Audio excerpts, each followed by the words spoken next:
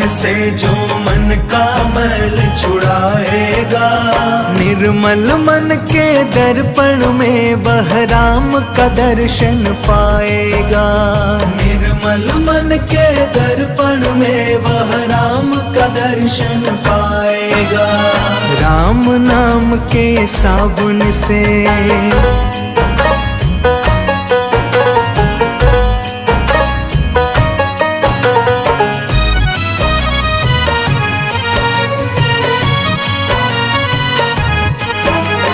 झूठ कपट निंदा को त्यागो, हर प्राणी से प्यार करो। झूठ कपट निंदा को त्यागो, हर प्राणी से प्यार करो।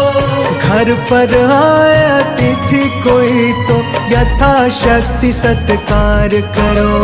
घर पर आए अतिथि कोई तो यथाशक्ति सत्कार करो। पता नहीं किस रूप में आकर,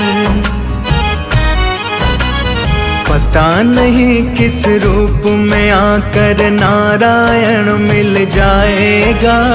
निर्मल मन के दर्पण में वह राम का दर्शन पाएगा। राम नाम के साबुन से